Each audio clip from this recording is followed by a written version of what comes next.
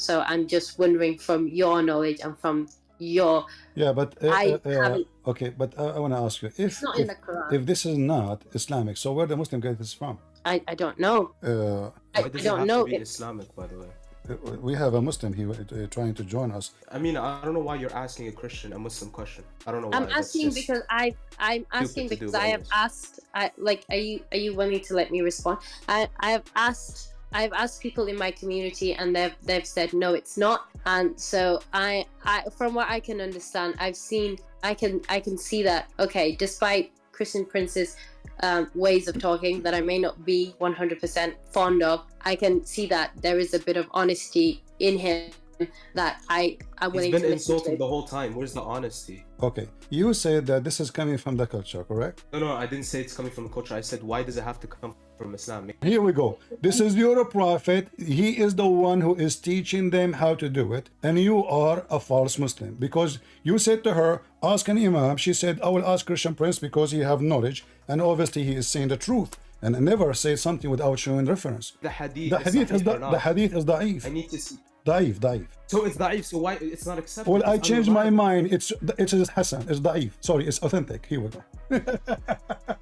You're a potato. So see, it's da'if. It's da'if. Allahu Akbar is da'if. It is sahih. I was joking with you because I know that you are a fraud. Been reading a lot about Christianity, and my doubt, and my questions arose from the fact that this is maybe presumptuous to say, and maybe a bit too forward to say, but I had a dream, and that's what sparked my questioning. Aside from that, I don't think I would have ever moved from a position where I was. I think I would have lived my entire life not questioning anything. So it sparked me to read, but then I've been conflicted. So personally, it's easier for me to...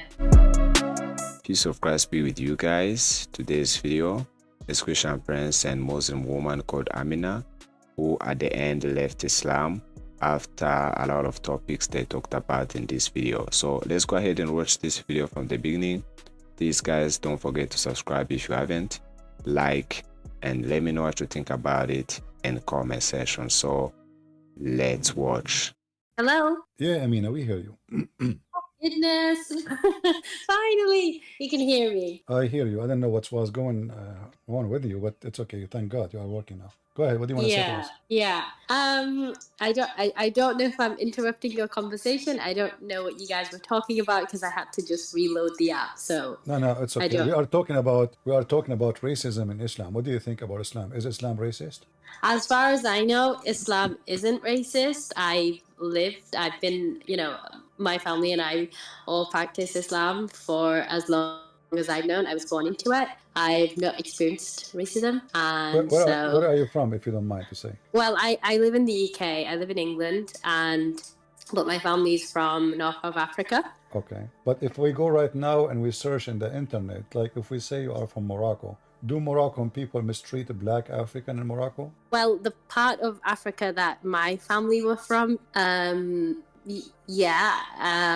don't... Okay, so Morocco, let me make it simple. Morocco, until now, they mistreat African. Tunisia, they mistreat African, and we can show the reference right now. Libya, they capture African until now. And all North Africa. In fact, Morocco was the biggest market for slavery in the world. Yeah, but I don't think you can misconstrue religion with actual people, because you can say the same thing for you can say the same thing for any country that has religion, or this is not about a country. This is based on the religion. Did your prophet allow you to capture people and enslave them? I know in the Quran it says obviously that slavery does exist, but I don't think it's something that we currently practice, or at least if I'm being completely honest, currently you don't practice because Muslims are not the one who is the superior in the world, and the Western, they force their rules. So when the Western, they say nobody slavery, that's it. That's the whole idea. Otherwise, actually, until now in Mauritania they have slaves. Until now, big number.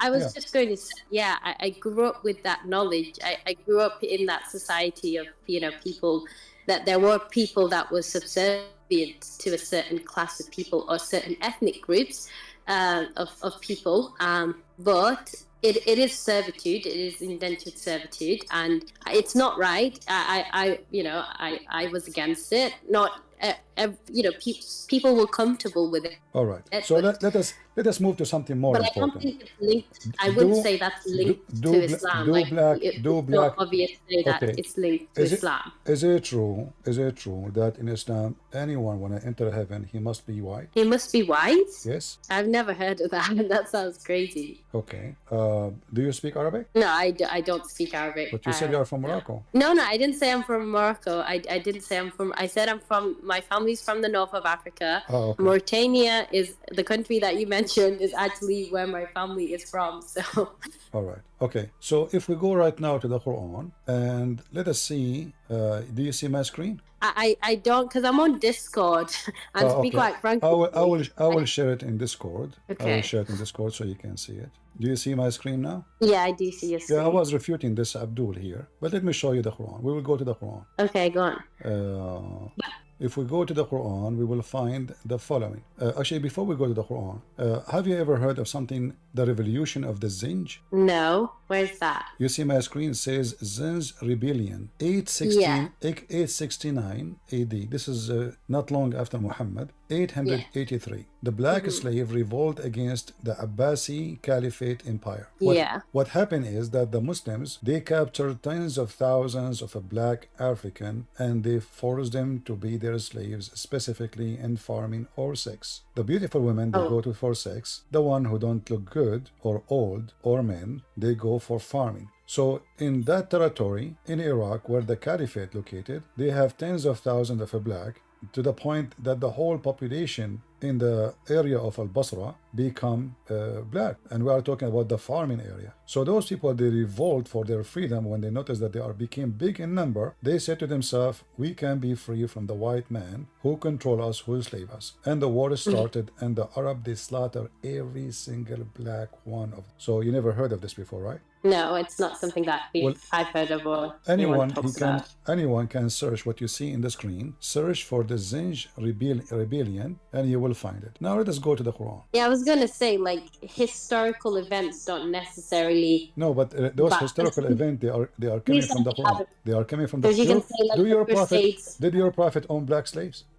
I don't know if he owned. If he did, it's not something. Bilal is very famous. Bilal, Muhammad, he died. I've heard of Bilal. Yeah, I've heard of Bilal. Bilal, he was a slave of Muhammad, and Muhammad died, and Bilal still is a slave. But let us see, And I thought Bilal was highly regarded because he got to call the adhan and everything. So he was commanded. It's not because he was respected, but because he's a poor black slave. The white man. Why Muhammad did not command Abu Bakr to shout? He commanded the black, the slave. The white people don't wake up. I heard that he eradicated slavery and that Muhammad he died and he owned slaves. Is that correct? I don't know that if Muhammad. Okay, we will go for that part. Let us read the Quran here and we will go to that part about Muhammad, what he did with the slavery. Muhammad, he encouraged slavery, and one of his titles is Ba'i'ul Abid, which means the slave sellers. Can you read for me, please, what the Quran is saying? On the day of resurrection, when some of the faces will become white and some faces will become black. As for those faces will become black, to them will be said, did you reject faith after accepting? Then taste the torment of hell. Taste the torment in hell for rejecting the faith. Continue. And for those faces who will become white, they will be in Allah's mercy, paradise. Therein they shall dwell forever. You said, when I said to you that in Islam only white people are welcome, you said that would be funny.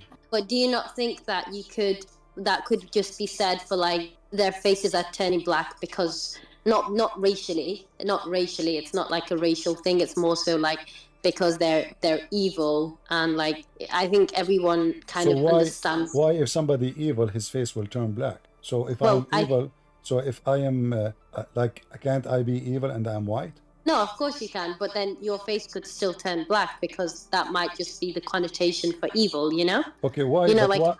Why he did not say associated with sex and black could be associated with evil? I will go with you, but why Allah he chose to say that the one who is evil will be black? Why didn't say the one who will be evil will be white? Well, maybe it's just what people understood back then, much like how Christ uses the fig tree, even though we don't have fig trees in current day. Like we do, but like, you know, in England, I don't walk around seeing fig trees.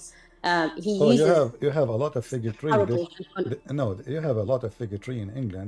If you go right now, No, but you know, you I've never seen a fig tree. No, I've never walked you out can and seen a search. fig tree. It's called the brown turkey. So there you have a lot of fig tree in England. Same time, here it's physical. If we go right now, have you ever heard of the Quran tafsir? Yeah, of course, yeah. All right. So in the Quran, there's a chapter, the chapter of the ants. Have you ever heard of it? No. Chapter Maybe of the, if you. chapter of the ant, verse number Oh, 82. ant. Oh, okay, ants, right. Ants, yeah, yes. ants, yeah. So chapter 27, verse number 82, it says that there is a beast will come from the ground. Do you know what this beast will do? No, I don't know what it will do, but I'm guessing it might eat people. I don't know. This beast is a Muslim beast, and he is going to teach you how to behave. Oh, okay. And he will make you white or black. All right. So if we go, let us go here. But don't you think it's you know, people see black cats, like, you know, people see black cats and they like, oh, they associate that with, oh, like, you know, black cats are evil. It's like that kind of same thing. This is okay, but this can't be from God. But this is what your God said. Your prophet, he said, the black dog is the devil. Is that godly or this is stupid thing? But do you not think that? Is it stupid? You agree with me to associate the color of a black cat with evil cat? Yeah, obviously, I do think that's silly when people say that, because I have a cat that's also black and white. This is what your prophet said. Your prophet says the black dog is the devil, and I will show it to you. But let us see here what the Quran is saying, because you are saying that this is maybe metaphorically, not physically correct, about being a black face. Yeah. I think it. Read with me here. I would interpret it as that, because I cannot take. All if right. I was to take This is the story. This is the story according to your prophet and his companions. The beast will come out from the ground. You see my screen?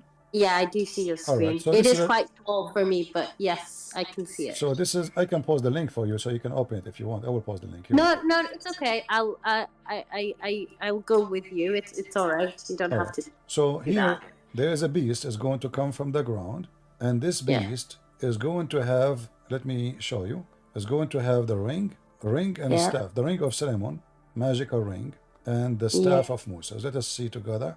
Okay. Read with me. Can you read for me what you see? It is a little bit small for me because I'm on my phone and my screen isn't enlarged.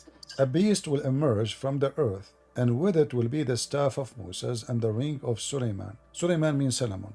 Peace be upon both. It will strike the nose of this believer with the staff of who? Of Moses. And it will make his face, the face of the believer, bright, which means white, with the ring. Until when the disbelievers, they meet, they see each other by color. What do you think about this? Is that metaphorical now or physical? I'm not really. I guess that provides a bit of context, but let us continue reading. Maybe that will give us more. It will strike the nose. It will strike the nose of the disbelievers with the ring, and will make his face, the face of the believers, bright with the staff. Until when the people they gather for a meal, they will say to one another, "O believer, O disbeliever." Why? Because now there is only black and white. Correct? Yeah. So how now Muslim they recognize who is a believer? He is very white. And how they recognize someone is not a believer? He is very black. And then it says here, and then this is the description of the beast. And let us continue. If you read with me here, it says, so, and there will be no disbeliever left without making black spot in his face, which will spread until his face is black as a result. Do you see it? Okay. And then before it says, we skip that by mistake, there will be no believer left without making a white spot in his face, which will spread until his face shining white as a result. Is that metaphorical now, or this is physical? Well, yeah, that's obviously like literal. That's a bit more. That's So all non-believers, the penalty for them is being black. All the believers are going to be white. So if Islam is not racist, what is behind this? I'm not really sure, but I'm not really sure. I don't know, but I cannot believe that God would be racist. Yeah, I don't believe that, that our creator is racist. I believe the explanation that I was told for us being different is so that we can learn to accept one another. So I cannot believe how I was made. It was rape comes from racism, because that just cannot be true. Like I can accept that, I can read that, and I can hear it, and I'll be like, okay, cool. But I've learned that it's not racist. So I can see and hear that. I just don't. I think we are, as human beings, are flawed, and maybe that's why we have racism. Yeah, but this is God that's talking now. This is not a human being. This is not me and you. This is God. This is Quran. Yeah. So how? Okay, when Allah, He created the white people and the black people, did He create the black people to go to hell from the beginning? Well, obviously not. Obviously not. Why? No, I don't think so. How come? Because He created us all equally. It's not about the color of our skin. It's about what's in our heart. It's about what we follow. It's about the way we treat each other when we're alive. Can you read for me? Can you read for me what is in the screen? Sure, go on. Okay. Is it Abu? Is it? I don't know how to pronounce the first name. Don't worry about the name. Who cares? Okay. Reported God's messenger as saying, God created Adam when he created him, and struck his right shoulder and brought forth his offspring white like small ants, and struck his left shoulder and brought forth his offspring black as though they were charcoal. Then he said to the party on his right side, to paradise, and I do not care. And he said to the party on his left shoulder, to hell, and I do not care. So who is the one going to go to heaven, and who is the one who is going to go to hell, based on your prophet's statement? Well, from this, reading it, obviously says the white offspring, white ants, and then the black ants are going to hell. So the black people will go to hell, the white people will go to heaven, correct? Yeah, well, the ants, but yeah, I'm guessing they are human. They're meant to be metaphors for human. Is that what it is? Yeah, no, he is describing them because there is in the desert, there's white ants and there is black ants, So he's describing them as the color, like how black, how white they are. So the white, the offspring which is born from the right hand, the right hand in Islam present the hand of God, because God have two hands, your God have two hands, and both of them, they are in the right side of Allah, correct? Yeah. So the reason Allah, He chose the white to be born of the right hand, for those who are the righteous people. The white people are righteous. And the reason that Allah, He chosen the left hand to make the black offspring coming from, because Islam teach that black people are not righteous. This is not metaphorical no more. This is a clear evidence that from the beginning Islam believe that all black are evil, all white are good. Okay. So what do you think? I mean that's pretty damning.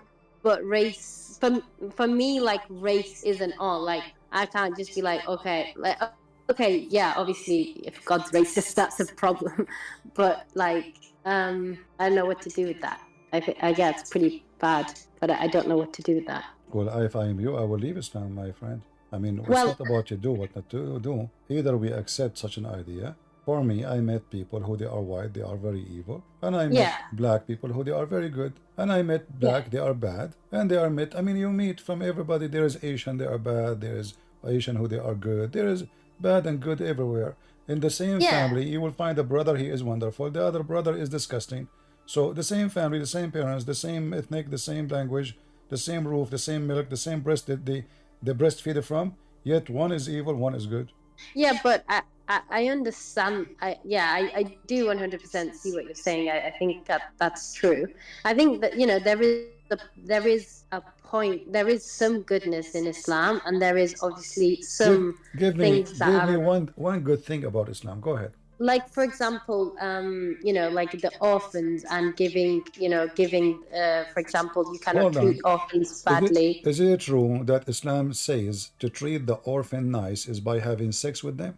I haven't seen that. So Surah An-Nisa, which talks about the orphans and treating them rightly and splitting giving them the right All of right. heritage. We will see. We will see how the Quran speak about how to treat the orphan nicely. If you fear Yeah, that you that shall for not, me, no, hold on, that hold gives on, me a bit just of wait. hope. If you fear that you shall not be able to deal justly with the orphan girls, then marry women of your choice. How in the world this religion teaching you? You see, I say to you, is it true that you treat the orphan by having sex with them? You said no, correct? A second ago. Yeah. But the Quran saying Allah commands you to treat the orphan kindly Yeah, of course. by marrying little girls who they are orphan. We don't say orphan for someone she is 18, right? No, We say well, orphan for someone she is a child. A person cannot take care of itself, right? yeah. So your God is commanding the Muslim to be good to the orphan by what? By sleeping with them. And marry them. So you have to marry them first, This though. is sleep with them, no problem. Marrying them, they are kids. You know, is that how I can care? Is that how I do charity? So I see an orphan, I say, okay, girl, go to my bed. I will feed you. I will give you milk, but take off your panty. Is that how? Excuse my language.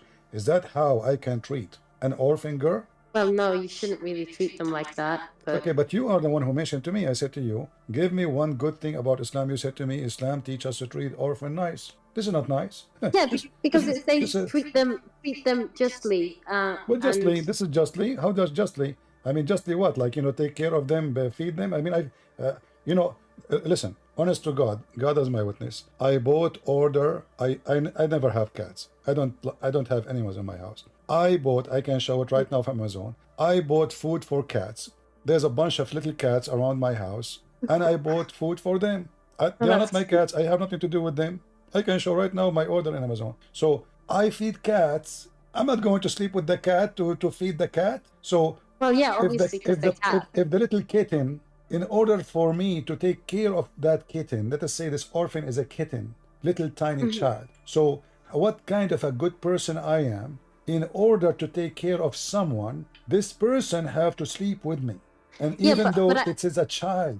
But I don't think good, decent people would do that. I'm not, if I was raising are you saying decent in people? my house. So are you saying, my dear sister, are you saying decent people should not follow the Quran? No, I'm just saying, obviously, the whole idea of treating them justly and nicely means to feed them, bathe them, clothe them. No, but you are marrying them. Okay, can't you feed them without taking them to bed? Well, obviously you can. Does it say in the front of your eyes? Is that my translation? Am I faking things? This is the Quran. No. This is your Islamic website. Does it say marry other? If you cannot do that, so okay. So now, is that how we can treat justly an orphan, a child? So we take advantage of their needs. Well, no, obviously that would be really bad if they were a child. So this is not decency then. And even if they weren't a child, you cannot do that. You shouldn't do that to them. But this is not decency then, correct? I guess in that context, it wouldn't be very nice to do that. But is it decency? I mean, like, it's not about nice. You see, this is not about nice. I want you to focus with me and be, I'm assuming that Amina, she is an honest person. She will give me an honest answer. Is that decency? If you heard that I saw an orphan who need food, and I say to her, listen, baby, I will marry you. I will feed you. Come to my home. Come here. I have candy for you. It sounds so disturbing. Don't say So, what do you think about what I just did? Is that disgusting? Yeah. Or this is well, good? Obviously, I think it would be kind of under child grooming, and you would probably be like, and this is what Islam is about. So, what is good about Islam? So we just showed you your I mean, prophet like, saying for black example, people. like I'm not gonna lie to you. Like having grown up in it, I feel that, like, okay, for the most part, I have seen goodness. You cannot, like, okay, I'm like exploring the Bible, really, really lovely stuff. It touches my heart, and I'm like, that's amazing. But then I look at the way I grew up and the way that the people and the culture and the society that I was a part of, and I just think this cannot be, these people are Muslim. We're all Muslim. We live our normal lives, and we do good things, and because we want to please Allah. I don't know. You fail to give me anything good you do. Give me a good thing you do. Lying. Okay, okay. Let us go. When you say we Muslims, no, hold on. So what Ramadan? I mean, you eat more in Ramadan. People get more fat in Ramadan. You don't lose Yeah, weight. that is okay. I mean, yeah, that's, there is some evidence to So, suggest so that it's your kind of. fasting is not a true fasting. You just switch the day to night and the night to day, and that's all. And you eat more, and actually food got And more we do give expensive. zakat, you give charity, Okay, even your zakat, send you don't give it because you're a good person. You give it because you promised. If you give, Allah will forgive you. So you bribe God, you give money. So, oh, forgive me, Allah. It's not because you are a good person. You see, if I do something for the sake of some return, that means I am not a good person because I will get the So, return anyway. can I ask you a If question, I believe in CP? God, I'm not seeking return, then I'm a believer. But if Can I I ask am you a just seeking return, then I am not a believer. Can I ask you a question? What do you think of all the Muslims that are living their, kind of ordinary lives, do their best to follow the Quran and just, do that? Like, and we can, you can't say they are bad people. Like, You we see, live our I am ordinary lives. Amina. We we Here. do. I'm not here to talk about bad people because I am sure your Yeah, parents but are. No, you hold do on. seem to Let me answer. Let me answer. So Okay, sorry, go on. I'm sure that you are coming from a good family, but how that prove I Islam to do. be okay? So how that prove Islam to be good? Let us say I'm good. I'm coming from a bad family, but how that prove Christianity to be bad? So you are mixing things up. You coming from a good family doesn't make you coming from good religion. You are coming from good family Yeah, because your parents. Okay, but the did religion is our. your mom teach you that you can like your husband? No, I Why? no, Why I your mom never. she will not? Why your mom she will not teach you that? I mean, she hasn't really taught me what to No, but I say. mean, Or why? Okay, let's say in the future you have a child. Do you yeah, encourage your child, your daughter? Let's say you have a daughter, God is yeah. willing, and you told your daughter, hey, daughter, you should like your husband. Is that a good teaching? Well, obviously not. That's morally corrupting But your isn't soul because every lie exactly? that But isn't this what your prophet said? The man he can lie I to his husband, the man can lie to his yeah. wife, and the wife can lie to her husband. But I don't know that many. I don't know that many people take that seriously. Like I So don't are you think. saying to me that the good Muslim is the one who don't take Islam seriously? Because if you take Islam seriously, you follow it, you become corrupt. I think okay, no. Well, for Amina, example. you just said you are corrupting your kid. You said that to me when I Yeah, asked you about. obviously Okay, so lying. you agreed that Muhammad is corrupting your kids. Well, yeah, obviously. Well, I'm not saying Muhammad is correcting our No, kids. no, I'm you just said saying the that. No, whole you said principle that. of I lying. said to you, listen, Amina, listen. You know, you are really funny. I'm not No, making I'm fun of not. you, by I'm the just way, trying to but you tell are the one you. who used the word corrupt, and I'm listening Yeah. carefully. You know, I listen to the heart of people and to their words and voice. So Okay. you said, and everybody heard you, if I do that, I am obviously corrupting my kid. Yes, that's So morally corrupting your if you child. listen to the teaching of Muhammad, you will end with what? Corrupting your kid. But yeah, yeah. I mean, if I teach my child to lie, then I am teaching them to corrupt their souls, and I don't want to do that. So why you don't follow Muhammad Um, then? Obviously you don't like Muhammad teaching. but I do think Muhammad has other teachings that are maybe better. Okay, I don't hold the view that Muhammad was this perfect human being that didn't make any mistakes because obviously his Is marriage. that about Muhammad being perfect or is about God teaching? So are you saying to me Muhammad was giving false teaching, not from his God? I think some of his teachings surely cannot. I don't know. I just think some of his teachings are questionable. As a person that is living in this world right now, I cannot encourage my child to lie. I cannot. I wouldn't encourage them to lie. I wouldn't encourage the man that I marry in the future to have 4 wives or up to 4 wives because I've seen it happen in my own family, and it's horrible. It's not good for anybody. I always tell that to everybody that kind of glamorizes the 4 wives thing, and I say no, it's horrible. Everybody's miserable, including the children. The children don't have an identity. Don't do that. It's not okay. Stop glamorizing it because it's a load of nonsense. But I can understand that the Quran says that. I can see that the Quran says that, but I don't know that everything that when you do something in practice and it doesn't work, but that doesn't mean to say that, Christian, you know... Amina, did you hear the video of Ali Dawa, and he is from England, about having secret wife? I've seen multiple videos of him talking about like polygamy and stuff, and like having, I don't know if it's video, about wife. Why men get secret second wife, and if you watch the video, you will see that they agree that the Prophet said you can lie to your wife and you can have a second wife. Okay, do you like I want you to be honest with me. Do you agree with the teaching of Islam that your husband, he marry you, he said to you in the morning, I love you, and afternoon he said that to other secret wife, and by night he said to the third secret wife, and by the other morning he said to the fourth secret wife? What kind of religion, this religion we are talking about? Go ahead. I wouldn't, obviously, if I was seeking out a husband, I wouldn't want that at all. And, you know, and if he was doing that, I'd feel betrayed, and that's not the kind of life that I want to live in. At the very least, you could do is be honest with people and tell them what you're going to do. But I don't agree that you should have a secret second, third wife or whatever. That's not right. You shouldn't do that. Let us hear me and you for a little bit what Ali Dawa he said and Mimi Hijab, and give me your comment. Imagine Amina, this Muslim woman, she is saying that when she take one husband only for herself, she is being selfish. Yeah, I mean, that's a bit silly. I think you then have to consider the caliber of men and the standard of that you're setting for yourself. I don't believe in this. I live in, I hear everything. I get the red pill community of men have desires that need to be met, blah, blah, blah. The Andrew Tates of the world, blah, blah, blah. Alpha males, da, da, da. I don't. I think that whole idea is nonsense. It's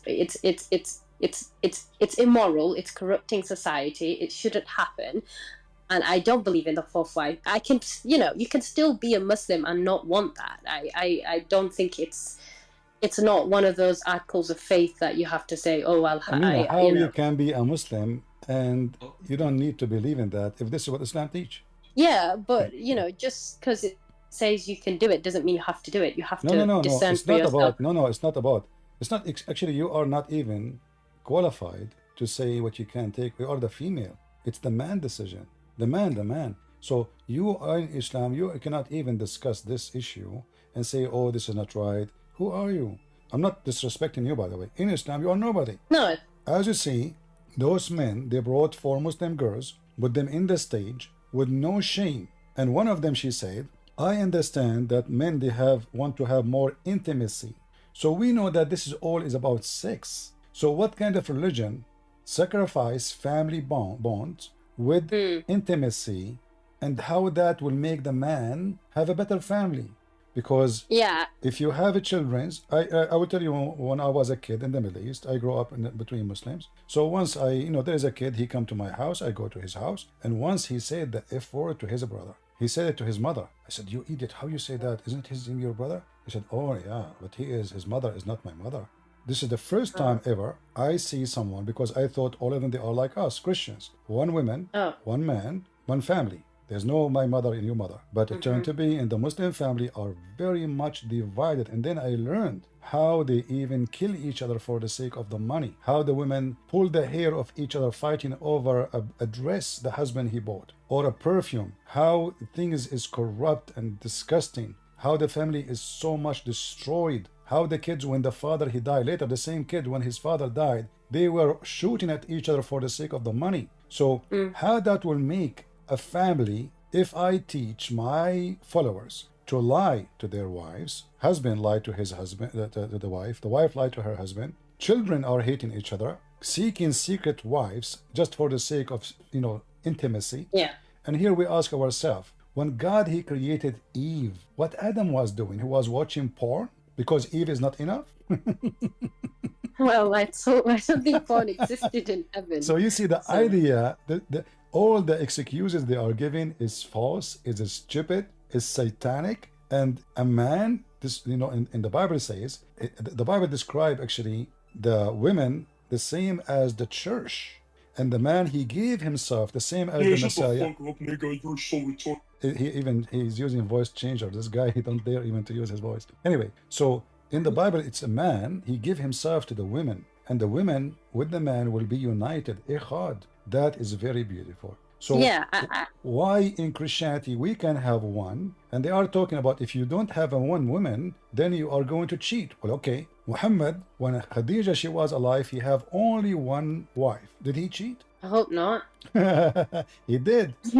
Muhammad, He he did? went, yeah, according to the stories, this is supposedly after Muhammad, Oh. he went to the house of his own son after Khadija's death, and he flirted with her, with his wife. Oh, Zainab. Zainab, exactly. So Right, now yeah. we know what kind of a prophet you have and what kind of religion you are born to, Amina. So I ask you, you sound like a decent lady, and your family, they are a good family, and obviously Islam does not fit with you, and you don't fit with Islam. So why you don't leave? I think I respect my family. I love them, and like I mentioned to you, I come from a family with multiple wives. Multiple, it's very messy. I wouldn't if there's anybody out there, please don't do it. Your kids will grow up confused. And so that's the only thing I have to say. But I think the reason why I don't is because I hold to the idea that, obviously my family my whole lineage, my tribe spread Islam, across what helped spread Islam. They fought for it, and I don't know what else is. I like I said, I've been reading about Christianity and stuff. I do think has some very beautiful elements. The Old Testament's less so. New Testament really, really touches the heart. But I think I look around me, and I was with my cousins today, and I look at them and I see them and I see how decent they are. I see how decent everybody around me is, and I do, because I've been watching your videos, and I think, and I hear what you're saying, and I hear what you say to the people that debate you, and I just think surely that it's not the truth, because if it is, then then everybody around me, we're all decent, we're all good people, we've all been brought up with the foundations of Islam, so how can that be? Well, about this, Islam about is corrupt. Amina, about decency, I don't agree with you. I say, and I'm not trying to insult you, I came to the Middle East, I never saw decency. The grocery store, they cheat. The butcher, he cheat. The judge, he cheat. The police is a cheater. The governor is a thief. Everybody is but everybody pray 5 times. They wear white clothes on the Friday. When they want to pray, they open the windows so all the neighbors can see them, that they are praying. When Ramadan come, they put salt in their mouth, but they eat all day long. So when they leave the house, they put salt so they can make their lips dry. So what I learned about Muslim, that decency is the last thing. I'm not talking about your family. I don't know you. I'm not trying to insult you. But my experience with decency, that Islam is zero decency. Yeah, I have a few questions to ask, because nobody has ever answered me this question right, and I'm going to mention it. I hope that nobody gets offended. But have you ever heard about, this is not to derail the topic, it's just a question that I have to help me understand, because if it is, then I don't know what to do. Have you heard about FGM, female genital mutilation? The Muslim, they practice that. And this is one of the reasons. But is it because I've asked people around me, and I've said, is it in the Quran? Is it Sunnah? Is it? And they say no, because most other Muslim countries, it seems to be rife in North Africa and parts of West Africa, but other people who are also Muslim, in the East and stuff, don't do it, and so it must not be Islamic.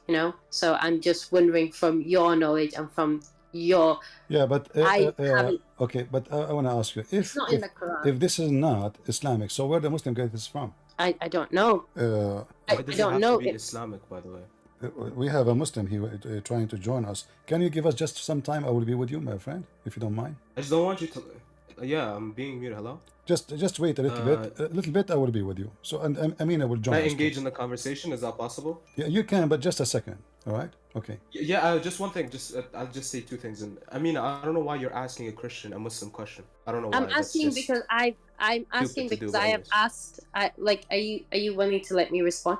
I've asked people in my community, and they've said no, it's not. And so I from what I can understand, I can see that, okay, despite Christian Prince's ways of talking that I may not be 100% fond of, I can see that there is a bit of honesty in him that I'm willing to listen to. He's been insulting the whole time. Where's the honesty? An honest person wouldn't insult. Yeah, okay, Amina, can I talk to him, but just don't leave, please. So, Mr. Rhythm, your name? Yeah, Rhythm. Okay, you said that this is coming from the culture, correct? No, I didn't say it's coming from culture. I said, why does it have to come from Islam? It can come from culture, no? Necessity, it comes from... No, so where it's coming from? Women and men circumcision, it's coming from where? What's woman's circumcision? And show me where it is in Islam. No, I'm asking you, she just mentioned it. Are you saying she's lying?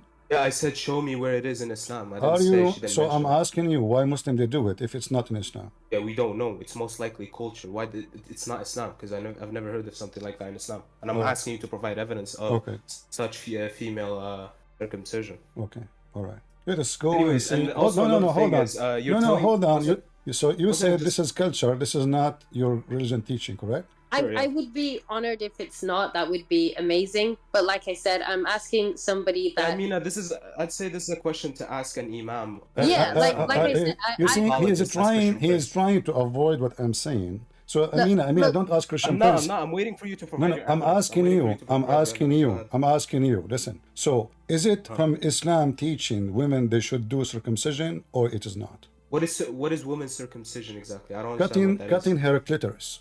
It varies. It has cutting 4 her different clitoris. types. So is cutting the clitoris of the women is Islamic or not? I don't know. I don't believe it's Islamic. So you said you are teaching her to ask who, but you yourself, you are a grown man, you do not know anything about this. So yeah, it's not Islamic. I want you to show. How come you are sure it's not Islamic? Is that because it's ugly and because evil? I don't believe I've heard of any of this. I've discussed many of these moral so topics.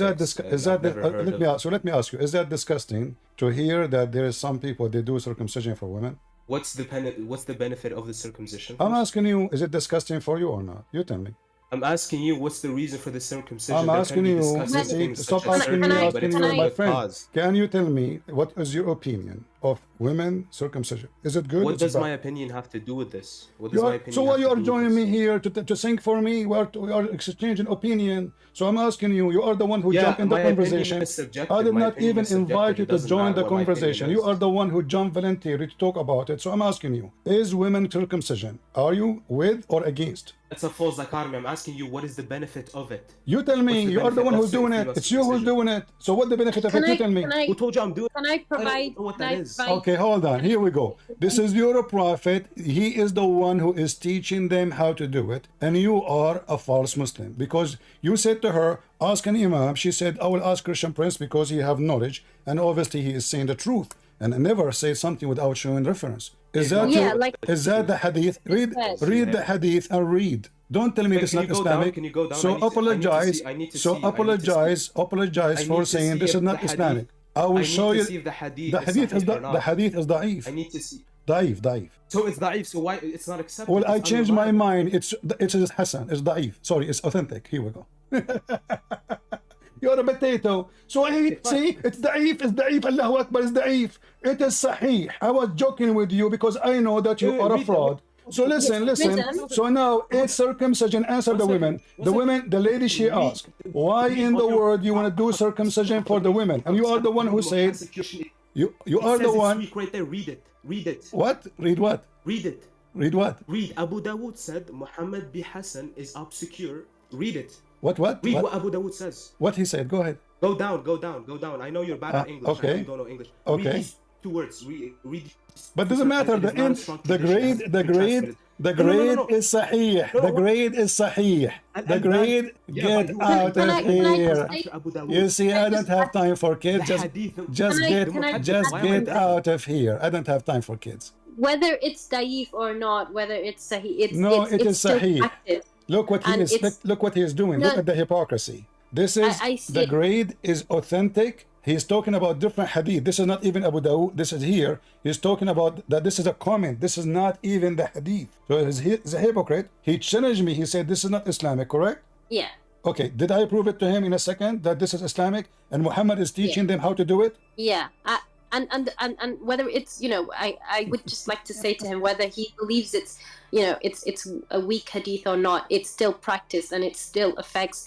But this is mean, Amina. This is not culture. That's false. See, he said it's culture. It's not. Muhammad, he is the one who commanded them, and he is teaching them how to do it. Yeah, and I'm not. The reason why I brought it up is because it's something that does affect a lot of people, whether he believes it to be, whether that is his position is weak or not. I would like to say it affects so many people, and that's the reason why I asked, because it's one of those things that I have been told that it's not sunnah based on where you are geographically in the world. I have asked some of my friends who are from parts of Asia, and they've said they're devout Muslims. They say, oh, it's not a part of our culture. But past some of my friends from the same regions where I'm from, yes, it affects them. So I just want to know what it was, and if it was true or not, whether it was an Islamic thing or not, because I'd like to know, because I've been told that it's cultural from certain people, but I also don't. Look what the Muslims they do. You show them the reference. It says the grade is authentic. He chose to say, look, it says obscure, but this is your book. And Christian Prince, you lied. You say this is culture. This is number one. This is not culture. This is the teaching of Muhammad. And for hadith to be written, translated, published in many Islamic books, and you say to me it's obscure, then you Muslims are a bunch of corrupt people who accept false stories about your prophet. And then not only that, at the end they say it is authentic.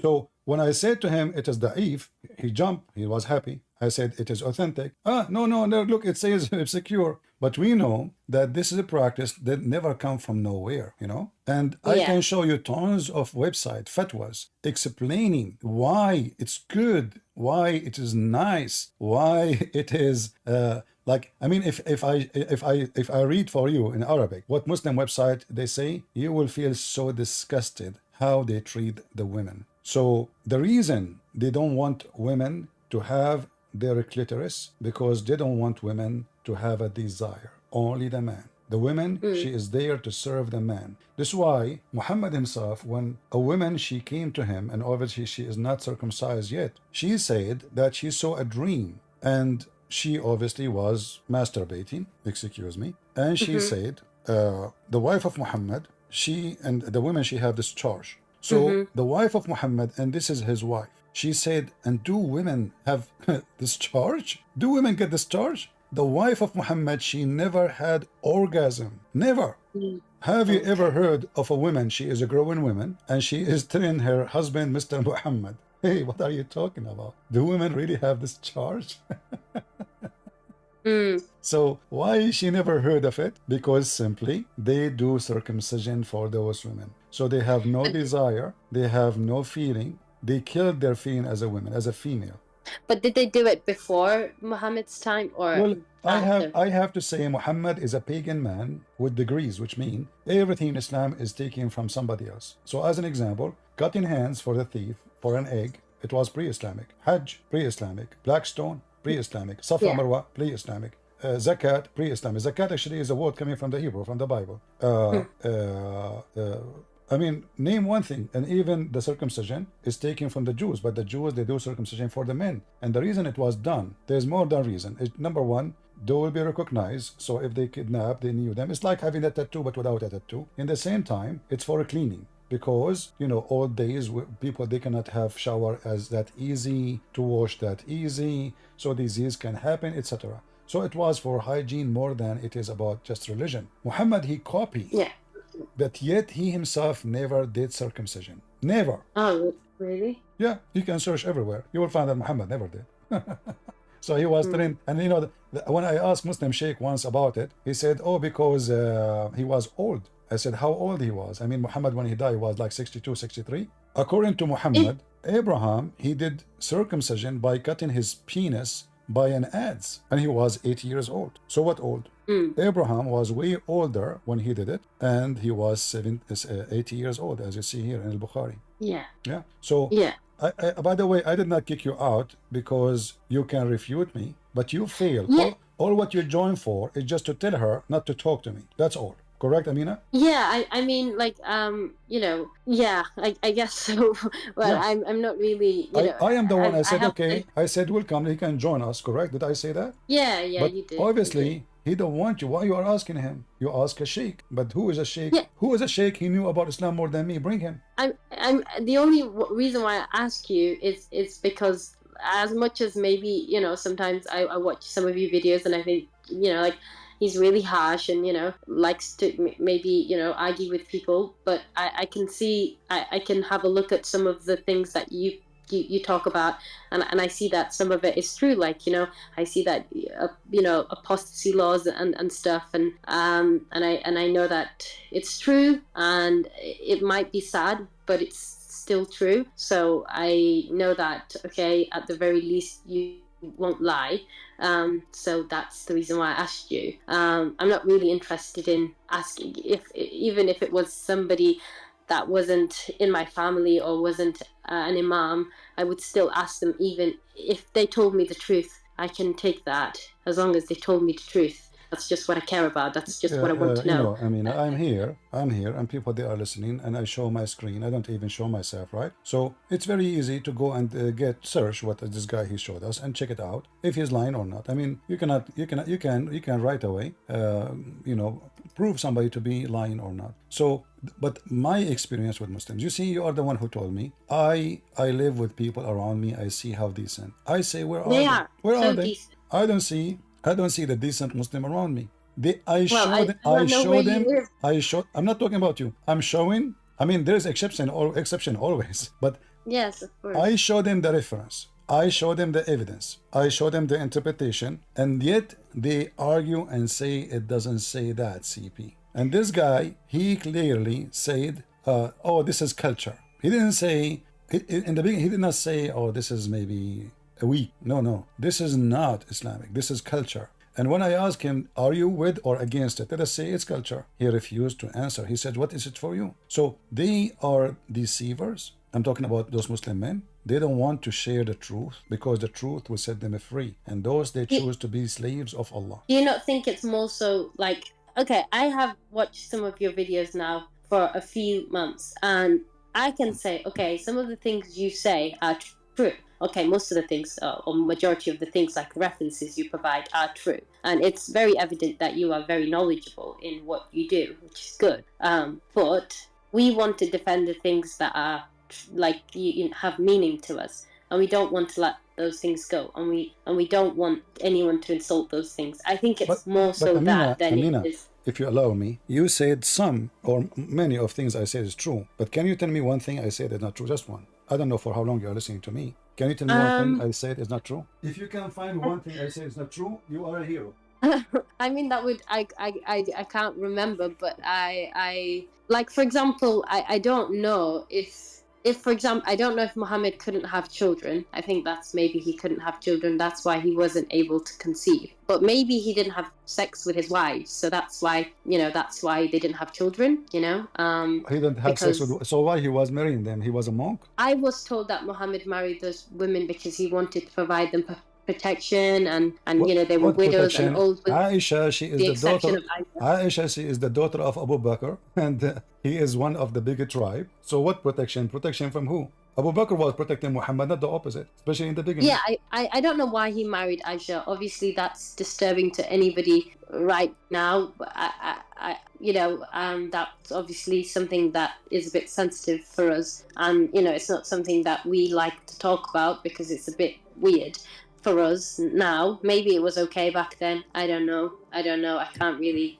But it's disturbing for anybody in the current day and age that lives in a society where, you know, children are protected, such as England and, you know, the West, where children are protected. Amina, listen. For sure, Muhammad, he have sex with his wife, and there's no question about that. Even Muhammad, the Quran says, as an example, what do you think about men having sex with their wives when they have their period? That you're not allowed to do that. You are not allowed to do that. Why? No, because that's what it says. I've been told. Well, I've read about it as well. So yeah, you're not allowed to do that. Chapter 2, you are right. Chapter 2, verse number 222, it says that stay away from women when they have their period. But look how Muhammad, he changed his mind. So he said, نِسَاءَكُمْ حَرْثٌ لَكُمْ فَآتُوا حَرْثَكُمْ أَنَّ شِئْتُمْ. So Muhammad, he learned that the Jews, they say you should stay away from women when they have their period. In the same chapter, the same verses, look at this. Muhammad, he changed his mind. The man who says to you, stay away from women, a day after he said, your wives are tilth for you, so dig your tilth as you wish. Now, did Muhammad have sex with his wives when they have their period? I wouldn't have thought so, because obviously it says you can't, so...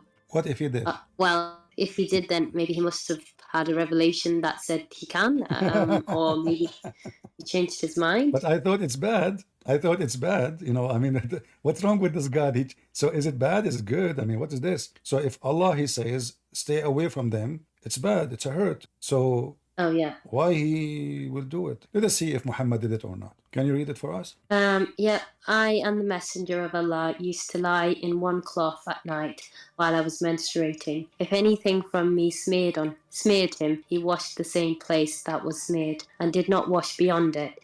If anything from him smeared his cloth, his cloth. All right. So here now they are sleeping together, right? Yes. Okay. But it doesn't say that she is having sex yet. No. Yeah. Okay. Let us see something else, because we need to show you more. Let us see what Muhammad he do with his wives. Let us read this one. It didn't come up yet, but yeah, I think it's... The translation is false. It says yubashiruni. Yubashiruni is doing bashara, mean he is doing sex, start sex. So okay. So he used to yubashiruni during my menstruation. Right. All right. And let us see another one. Oh, wow, okay. Muhammad, he ordered his wife to put a sheet between her legs so he can fondle her. Let us see this one. Do you see it? Yeah. So did I prove that Muhammad, he is having sexual relationship with his wife during their menses? Yeah, I think that's enough evidence to suggest that maybe he did. So here you see something called hypocrisy, because if I say to my people, stay away from women, it's a hurt, and then I go to my wife and I order her to put a sheet between her legs because she is bleeding, and I fondle my wife, what kind of a man I am? And this is Sahih Hadith. Yeah, I'm just wondering. I'm just wondering, is it because he's like, like a human being like the rest of us, so he just sinned? Well, isn't it Allah, he said his command to the human being? Shouldn't he follow? Is he a Muslim or not? Yeah, of course, but maybe the Muslim, they claim Muhammad is the best of us. Well, the best of you cannot hold his private part? I mean, he have many wives, go to different wife. This woman, she have her period. You go to different one if you are so horny. I mean, this is animal thing, So what will happen to a man? I'm single. Am I going to die if I don't have sex tonight? What will happen to me? So this is all, we try to give excuses. All of them, they are false. What will happen to him if he don't have sex with his wife for the coming 4 days? The guy, he have many wives. And if she have a period, go to the other woman. But let us say, for the sake of argument, he have only one woman. What will happen to him? He is a prophet of God. Can't he have patience until his wife, she is clean? Look how disgusting. In fact, she is bleeding. The blood is coming over her sheet. And now Muhammad, he have the desire to smell the blood and to enjoy it and to fondle her. How that is godly man. Yeah, that doesn't seem quite very godly. So do you see why he said to you, why you are asking Christian Prince? Because Christian Prince is going to show you the truth. That the truth is Muhammad is a false man. Yeah, this is not a behavior of a good man. Especially he's shown hypocrisy. He just made a verse saying, stay away from women when they have their period. And as you see, this is Al-Bukhari. Look how many times repeated. 299, 300, 3101. Many hadith in Al-Bukhari. All of them reporting the same story. Did Muhammad really have sex slaves though? Because it doesn't mention that in the Quran. Absolutely. No, it's mentioned in the Quran. What are you talking about? It says in the Quran, it's made lawful for you, your wives and your slaves. I don't remember reading that. And I've read the Quran in English. No problem. You are talking to Christian Prince. It took me a while to understand what right hand possesses means, to be honest. So Chapter 33, verse number 50 is about what is lawful for your prophet to have sex with. Do you see it says, and whom your captive slave, whom you are right hand possess? Yeah. Whom Allah given to you? So all those women are lawful for Muhammad to have sex with. Nobody left actually in the town. But does that just because it's lawful for him, does it mean that he actually had them, or he just... No, there is tons of evidence. Muhammad, he have a slave, her name as an example. If you go to chapter of At-Tahrim and you read verse number 1, you will see it says there that Muhammad, he forbid himself from something. The verse doesn't say. But in fact, it was about his wives. They found him having sex with one of his slaves. Her name is Mary the cook. She was given to him as a gift from Egypt. So he told his wife to go and visit her father. When she went there, she asked her father if he needed her. She said no. So the woman, she gets suspicious. So went back home right away, and she found Muhammad in the top of the slave. So Muhammad, he swore by Allah, I will never do it again. And then Muhammad, after he missed this woman, she is blonde, she is very beautiful according to the Muslim interpretation, translation, and explanation. So he could not, keep the promise. So he told them, Allah told me, why you prophet ban yourself from what Allah made lawful for you? However, in the Quran, nowhere it was made lawful for Muhammad to have sex from a slave which is not captured. The Quran speak about captured slave, not just a slave. Muhammad was having sex with just a slave. This woman, she was not captured. She was given to him as a gift. You can read the interpretation about it and you will see what happened. It was about Mary the cook. I think I will, because I've read some other hadiths as well recently. So yeah. Okay. So what do you think, Amina, about your prophet now? Well, I don't think he was perfect per se. I think it's kind of hard to say that. After, if I'm being completely honest, it's hard to say that he is perfect. It's hard to say that it's an example that I would like to follow, or that I would like my future family to follow, or my current one. But like the some of the things, not all of it, just some of the things, like the lying, or I don't think anyone will have a sex slave in this day and age. It's very, you can't do that. But Amina, look, everything about this man is wrong. I mean, name one thing. You said, yeah, thank you. Everything about him is wrong. So why you want to see yourself? I was like, I can't. On top of my head right now, everything that I know about him, all I know that he was the perfect example for mankind, and he was obviously the seal of the prophets. But is he? Was it a true or a lie? What perfect example for mankind? Well, I don't think he is. If I'm being completely honest, I'm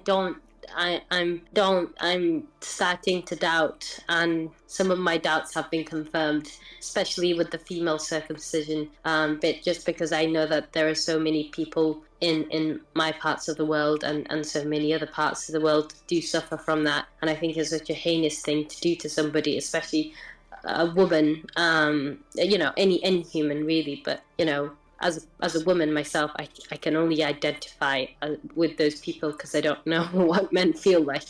So I would say that, I know about Aisha. I've known about Aisha for a very long time. It's not something I would, if I had a daughter, or I wouldn't give her up for marriage to anybody, let alone somebody who's in their 50s. So I can only say that he isn't perfect. But this is not about perfect. You just said he is not an example to follow. No, no. No what? No, I don't think he is an example. Exactly. So he cannot be a prophet because I don't know about back then. Maybe it was worse back then. So maybe they needed someone like him. Amina, but I don't think. Do you think that today we don't have people are way better than Muhammad? Are you saying? I mean, this guy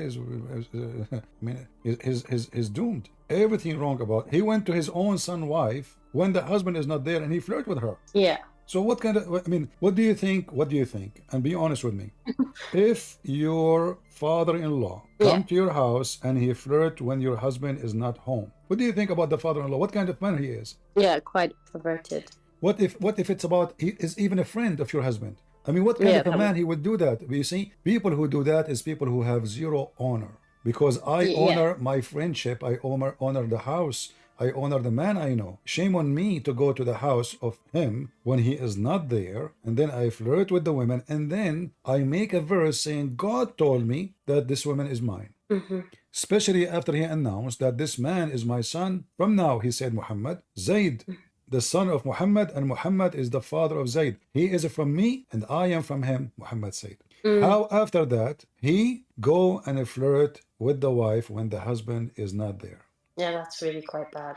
So Muhammad is not about being perfect. Nobody is perfect. Only God is perfect. There's nobody is perfect. You know, we're not talking about perfection, because perfection only, you know, I mean, all of us, we are sinners. So, but to speak about Muhammad, the Muslim, they worship Muhammad. They made him above everything. He is the most amazing. They are talking about him, how white he is, how white his cheek, how white his underarm, how white his, his anus, how good he is in bed. I mean, but the qualification of the Prophet in Islam is very weird.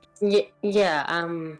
I mean, those things that you just said do sound quite like interestingly odd, and it's not really necessarily the things that I think we need in a person to follow. Like, I don't care about which one is more important, sex or prayer? Well, I would think prayer is more important. Which one? Prayer, obviously. Well, isn't it your Prophet, he says, intercourse with a wife is better than 70 prayer? Did he really say that? Yeah. Well, sounds like I don't know. Let us see. I've had my doubt. I've been having my doubts. Let me show you how Islamic website. I see when I was a kid, we don't have internet, you know, at that time. There's no internet. So I read and I learn and I go to the library. I spend my day. It took me actually some time. Like there's a big library. There's many library, but there's one of them was the biggest, and you have all the books you can imagine. So I used to almost walk like 45 minutes, and I was a kid in the heat, in the sun, because I cannot even tell my parents I want to go there, because I mean nobody will take me that far and nobody will drop me there. So I go walk all the way, and then I enter the library and I walk with someone as an adult, because this adult section doesn't mean it's porn. It's just for people who they are old, you know. There's a section for kids. There's Mickey Mouse magazines, you know, Tan images, pictures. But I don't like those books. I go with the adult. So I go, I wait for somebody when I enter from the door. I walk next to him, act like I am his son. So the guard, he will think I'm coming with him. I go, and then I read any book I find on the table.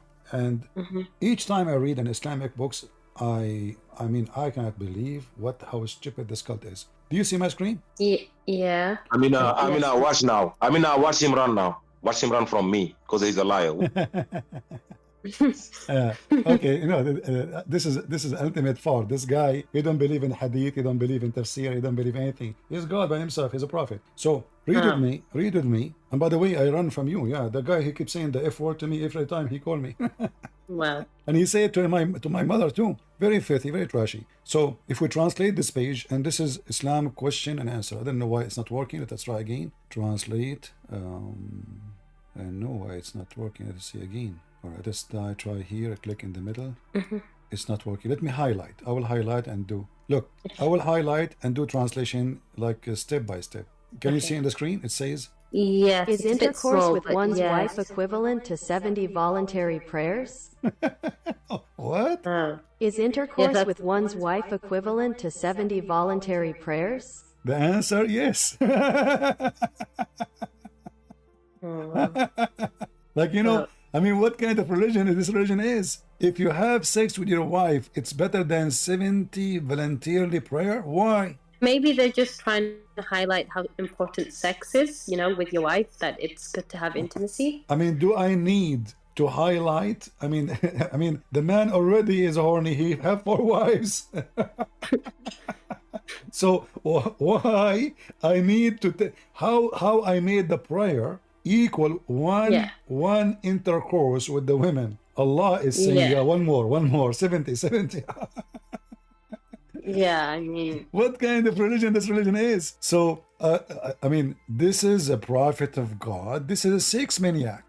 So well, is that a authentic document though? Look, it says here. Let me read for you. You can see it here. Look what it says. According to Sahih Muslim, the man and his wife will be rewarded for intercourse. Is it true that the reward is equivalent to the reward for 70 voluntary prayers? Oh, okay, yeah, I've heard about this one actually. I'm just reading, you know, there. So, and then they explain that if a man, he have sex with his wife, he is rewarded by Allah. I mean, how? I mean, okay, well, man will have sex anyway. That's why he married the women. I mean, why a man will marry a woman if he have no intention to sleep with her? Like what? I mean, just to cook?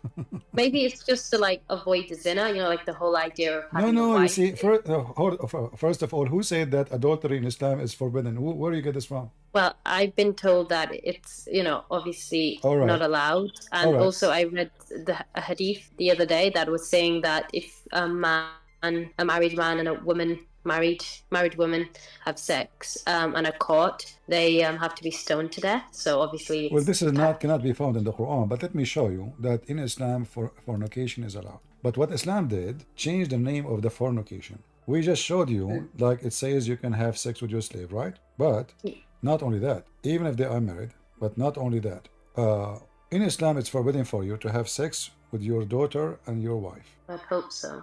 Okay. However, if you go and read the interpretation, it says in chapter 25, verse number 52, that if the daughter or the sister or the mother, a daughter from adultery, she is not forbidden for you. Really? Let us see. Let me show you a reference so nobody will say I'm making things up. All right, this is Al-Qurtubi. And we can show it in other, actually, not necessarily Al-Qurtubi. We can show it in other interpretation, but we will start with Al-Qurtubi here. I think it's still loading. Oh, yeah. Yeah, I'm just posting the link. I will post the link for you in case you want to save it, and you can use Google Translation from your side. In case maybe Christian Prince is lying. Maybe. It doesn't say that, CP. So chapter 25, verse number 54, and this is the interpretation of Al-Qurtubi, and this is the official government website of the Kingdom of Jordan. Sorry, of Saudi Arabia. Okay. If we go down here, it says... Have you ever seen anybody be executed in Islam for in your where you were from in the Middle East for leaving Islam? Have you ever seen that? Because I know that. I did not witness by eye, but I know many people who get killed. I have one of my admins was killed from Saudi Arabia. For leaving Islam? Yeah, he was an admin in my chat room, and then later they found out his name, his address, and he was executed. He used to be called...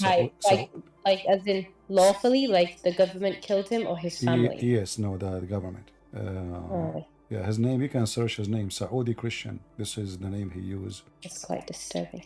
Yeah, actually, they brought him to the chat room. They opened a big chat room, and they brought him to condemn everything he said. And you can tell, I mean, God knows what they did to him. And then he was executed. Because you cannot repent for insulting Muhammad, but he can repent for insulting Allah. And he insulted Muhammad a lot of time. Here, let us see. Let me post the link here for you. This is the correct link. And I will use Google Translation. You remind me of this good man. Yeah, well, he is a martyr for the Lord. Here it says, وَجَعَلْنَاهُ نَسَبًا وَصَهْرًا. And this is the verse, and this is the interpretation. And I will use the translator, Google Translation. Ibn al-Arabi said, lineage means the mixing of water between male and female according to Islamic law. If it is due to sin, it is an absolute creation and not a confirmed lineage, and therefore it is not included under his saying, your mothers and your daughters have forbidden to you his daughter due to adultery, because she is not his daughter, according to the more correct of the two opinions according to our scholars and the more correct of the two opinions in religion. If there is no lineage according to Islamic law, then there is no marriage according to Islamic law. Then adultery is not forbidden between a mother's daughter or a mother's daughter, and what is forbidden from what is permissible is not forbidden from what is forbidden, because God has been gracious to his servants through lineage and marriage, and has raised their status, and has imposed the rulings regarding permissibility and prohibition on them, so that falsehood does not attach to them or equal to them. So it's not forbidden to have sex with the mother and the daughter, because according to Islam, she is not your daughter, because she is a daughter from adultery. Did you get the point? Yeah, So a Muslim man, he can have sex with his daughter as long as she is not a daughter from marriage. Not only that, if you read underneath here, it says, and the scholars, they disagree about a man having sex with his daughter from adultery or his sister or the daughter of his son. Some, they forbid it, and this is the statement of Abu Hanifa and his friends, and some, they allow it, and this is the statement of Abdul Malik ibn al-Majshun, and this is the statement of Ash-Shafi'i, etc. So here you notice, imagine that the Muslims, they are like, can we have sex with our daughter and our sister and the daughter of my brother if she is a daughter from adultery? Can we? The jurists differed as to whether a man should marry his daughter from adultery, or his sister, or his son's daughter from adultery. Some people forbade that, including Ibn al-Qasim, and this is the opinion of Abu Hanifa and his companions, and others permitted it, including Abd al-Malik ibn al-Majin. Do you see it? This is Islam. Oh. Do we need even to think about it, that if we can have sex with our daughter? So now if a Muslim have sex with a woman, she gave birth to a daughter, he can have sex with a daughter. That's yeah, well, that's. So what do you think, Amina? You want to stay as a Muslim? I don't. If being a Muslim means I condone or support some of the things we discussed today, then that's not the Islam that I want to follow. That's not the Islam that I think is good for society. Exactly. So you are out of Islam. We are happy for you, Amina. Well, I think I just need to process what we discussed today, because it's a lot, and I believe it to be true, because obviously if I didn't believe you to be truthful, I wouldn't have wanted to speak with you. But I never show you anything without what in the screen, right? No. I you haven't, and that's why I said I wanted to speak with you, because I don't believe you've ever shown us anything that is false, because we can verify it ourselves. But it's just, I want to know the truth. I don't really care about certain things. I just want to know the truth. As long as I know the truth, then I'm okay. I don't care what the truth is. I just want to know. Okay, I can see Muhammad married a 6-year-old girl, got engaged to her. Didn't marry her. Married her at 9 years old. That's okay. No. That's not true. He married her at the age of 5, actually, not 6. 6 in the Islamic calendar is 5 in our calendar. This is number 1. Number 2, she was sent to his house when she was 6, not when she was 9. In fact, the mother of Aisha, she had to force Aisha to eat a cucumber and date so she can get fatter, so she can be sent to Muhammad, because she is so small. If we go in the hadith here, you will see the following. Let me find you the hadith. Here we go. And this is Sahih. Can you read it? Yeah. You want me to read it out loud? Yeah. My mother was trying to fatten me up when she wanted to send me to the Messenger of Allah. When she got married, but nothing worked until I ate cucumbers with date. Then I grew plum, like the beast kind of plum. Oh, the best kind of plum. Sorry, I've got my contacts, not my glasses on today. The best kind of plum. The best kind of plum. So is she I mean, are we talking about a chicken? Are we talking about a sheep to be sent to the butcher? So what was the problem? To send her to Muhammad. Her body is so small, correct? I don't know how you can have sex with a small child. Well, no, there is, but you never heard of pedophiles? There's pedophile everywhere, even we as a Christian, we witness there's some priests, they are like Muhammad, and they will go to jail, and mostly they will be killed there. So there's pervert people. They use religion to take advantage of people, and Muhammad is one of them. But if he was a pedophile, it would have meant that he would have married other children too, but he didn't. He only married one child. What we know is what Muslim they wrote for us, and what we know that Muhammad obviously is a pedophile, isn't it? He says to Fatima, if she when she grow up, I will marry her. Grow up what? She will become 5. What about the story of Jabir? Jabir, he got married from a woman, and Muhammad, he told him, "Hey Jabir, why you are in a rush to go home?" He said, "Well, I am newly married," and obviously the guy is happy. He is not complaining. He did not say anything. So Muhammad, he said to him, "Why you marry a widow? Why you do that? Why you don't marry a child so she can sport with you and you can sport with her?" So I've heard about this one, but it was presented to us in a positive light. I believe it was Sheikh Suleiman that was talking about it, but he had a positive spin on it, and he said, the Prophet said it's okay to marry a widow, but it's better for you to marry somebody who's young so you can grow up and play together. That's what it was. Okay, hold on. The guy, first of all, is already married. He's not complaining. Muhammad saying to him, why you don't marry a child so she can play with you? What is the reason? To play. You play with her and she play with you. You see, the man here, he is not complaining. He did not say, Muhammad, I marry a woman, she is... No. So Abdullah died and he left behind him 9 or 7 daughters. I married a woman whom had previously married. Allah Messenger said to me, Jabir, have you married? I said, yes. He said, a virgin or a previously married? He said, previously married. Whereupon he says, why you don't marry a child, not a young girl? so that you could sport with her and she could sport with you. So what is the reason for this advice? Sport. And you could amuse with her and she could amuse with you. Pedophile. This is what the pedophile think about. Pedophile, they are amused with the children.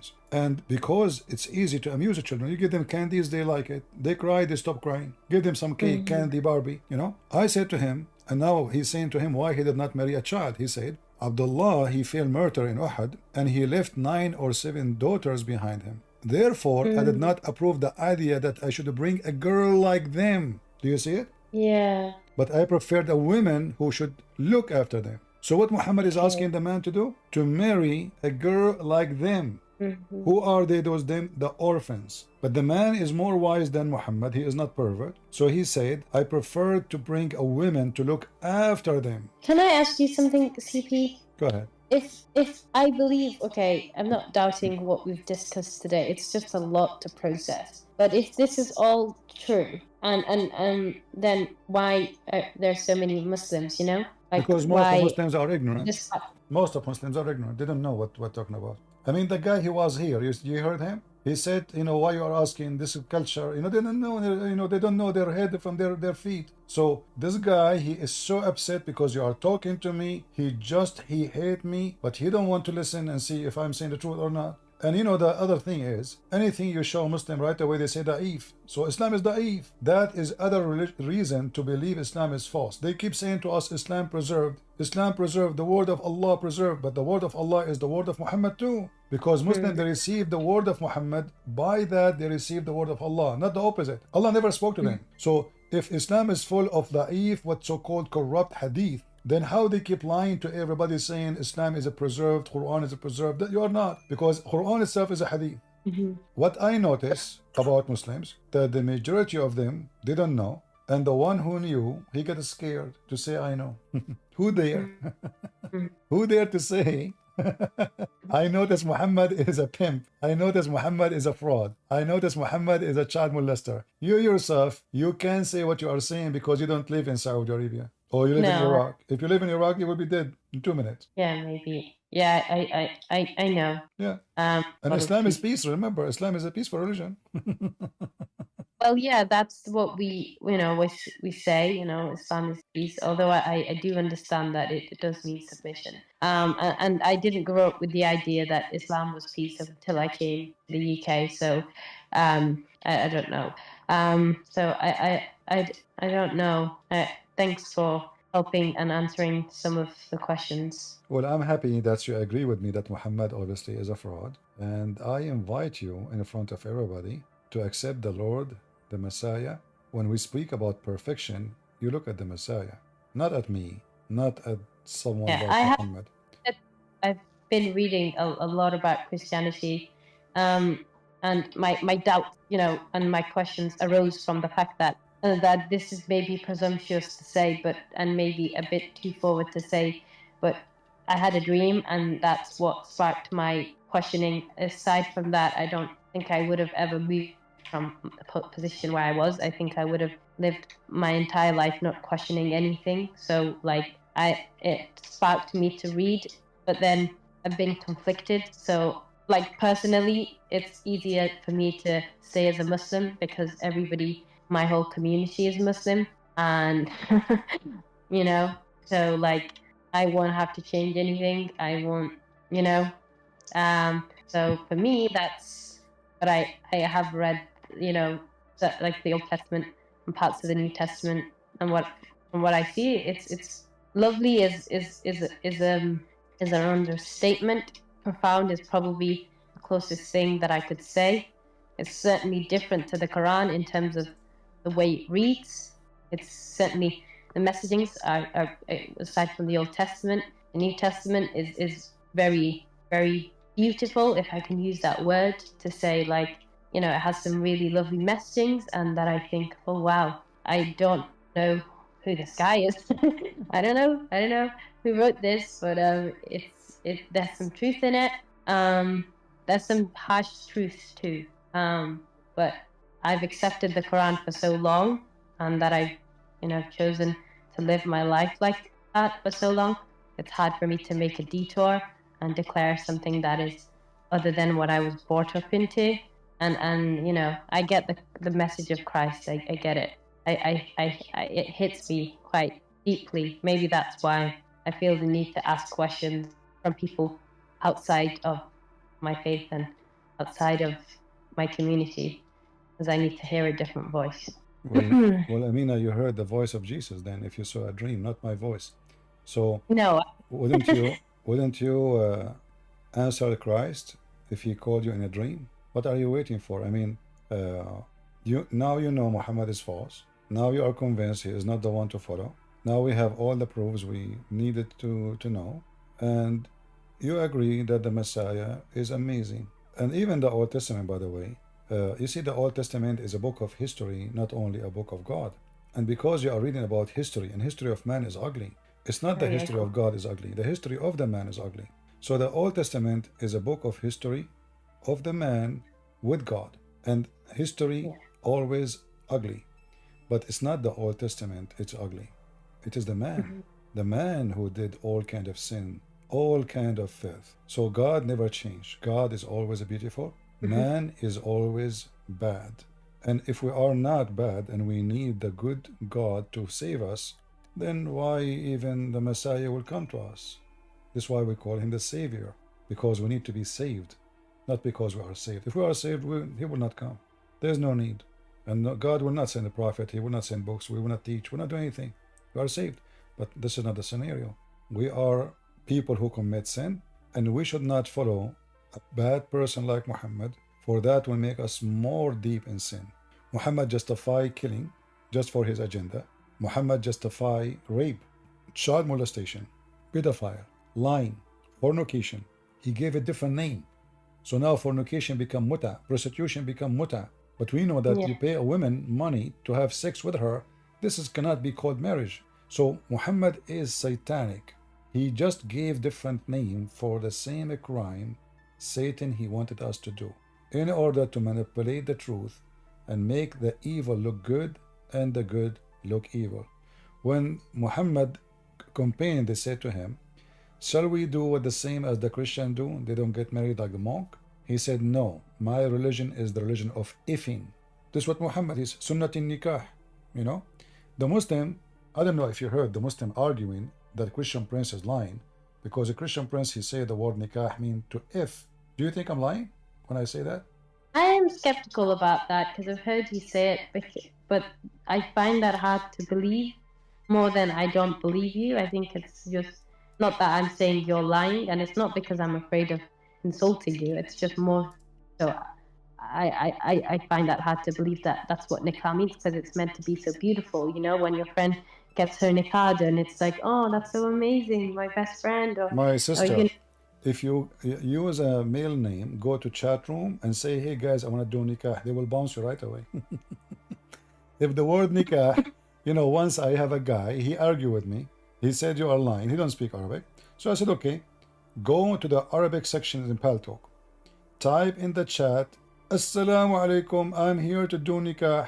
If the word nikah means marriage, they should not be angry. Correct? Yeah. I want to get married. Nobody should get angry. So what? You want to get married? He didn't say anything wrong. Right away, they start saying the F word to him. You know, I mean, they bounce him. I mean, he came to me. He says, you are right. You know, I mean, I don't know that. This is the word. Let me show you. Your prophet, he said, when your wife, let us see here. Do you know how the word nikah written in Arabic? No, I don't know how to write Arabic, but I do know well, how this to is write the word. This is the word nikah. Here we go. I will highlight it for you on the screen. You see it? Yeah. All right. Okay. All right. Here it says, this is the Muslim translation. The Jews used not to eat with women during her menstruation period. The Jews, they stay away from their women when they have menstruation, so they will not bother them. He said, do everything with them except nikah. What the translation for nikah here? Sexual intercourse. Exactly. So how nikah is getting married, and here it is sexual intercourse. You see? Here it says if'alu. Huh? Yeah. If you read here. Could it have like a dual meaning? You know, like one word could mean different things? It could, but nikah always mean physical intercourse, not marriage. the word marriage, you see nikah, as all Arabic words have many meaning, but always have one meaning. It is two things getting inside each other. So they say tanakahatul ashjar, but the trees doing nikah. But does that mean they are doing sex? No. The branches of the trees, like there's two trees next to each other, and the wind is shaking them. So there's nikah. A branch from this tree is going through other branches in that tree. That is nikah. So yes, the word nikah have many meaning, but the word nikah, when you use it for a female, you know, it is about having intercourse. This is why Muhammad says, do everything except nikah. So if nikah mean this, I mean, okay, so if nikah, it's possible, let us say for the sake of argument, nikah used as two meaning, marriage and intercourse. But in Arabic, we have the word marriage. Why want to use nikah? As long we know it means intercourse, why I want to use, imagine I go to a man, I say to him, I want to do nikah to your daughter. Nobody will use it. They say, oh, or you don't as a waj, I want to marry. Nobody use the word nikah because nikah is a filthy word. You know? Right. That's quite interesting. As an example, you know, when there's a verse in the Quran, if a Muslim woman, she divorced, her husband divorced her 3 times, yeah, what she should do? Yeah, she needs to, you know, get married to another person. I've seen it happen. All right. So imagine now, we have a woman, she got divorced, and now this woman, she can't get back to her husband unless she do nikah to the husband. He's husband, but what she need to do? Nikah. So look what the Quran says. If he divorced her, she will not be lawful for him until she do tankah zawjan, until she do nikah to the new husband. Not marry his husband now, his husband, you know? Like if the word nikah mean marriage, so we do not need to say the word zawj. Zawj mean husband. So tankah is the verb of saying doing it, intercourse, to a new husband. To prove this, as usual, we don't say things without proof. If you go in the hadith right now, you can do that yourself. You can go to sahih-sunnah.com and type the word in English, greener. It's about a woman, her husband did beat her. Oh yeah. Why he did beat her? This woman, she was divorced by her husband. She said to herself, okay, the Prophet, he said, I cannot go back to my husband unless I marry a new husband. So she did marry a new husband, but she didn't want to sleep with him. So the man, he did beat her. What Muhammad, he said to her, you should know that you cannot go back to your previous husband unless you do nikah until he tastes your orgasm. You see the translation, you know, it is, you know, it's not lawful for you. Then you know that it's not unlawful for you to remarry Rifa unless you, Abdul Rahman, had sexual intercourse with you. What is the word here? Nikah. حتى تنكح زوجا غيره, until she do boom boom with a new husband. So this woman, she thought she will marry the guy, she will make him hate her, he will, you know, he get, you know, get upset, he divorce her. But he's not doing that. He's beating her, and he want to force her to bed. She came to Muhammad asking him to be lawful. Look, he did beat me. He made my skin greener. Aisha, she said. Muhammad, he said to her, oh, you know what? He have the right to beat you because you cannot get back. If this is what your intention is, you cannot get back unless this guy do boom boom to you. And here you ask yourself, what kind of a stupid religion? Forcing a woman. Here the woman, she is not, it's not her fault. It's not her who divorced the husband 3 times, correct? No. What about we say to the husband, you know what? You cannot go back to your previous wife unless a man do boom boom to you. So he will behave. So now what we do, we force the poor woman to go and sleep with a stranger. And obviously this guy is way older. She thought he is old. He will not be able to do it. So she married him, hoping he would divorce her maybe 2 days after, and then she can go back to her. I'm sure she don't care for the husband. She care for the babies. She have children. So she want to go back to husband. And look at the stupid, demonic, satanic rules. You cannot get back unless you sleep with this guy. Yeah, the thing is, I've seen this happen too. Like, you know, it's quite weird. Yeah, and the Muslim they practice that in England, right? Yeah. I mean, yeah.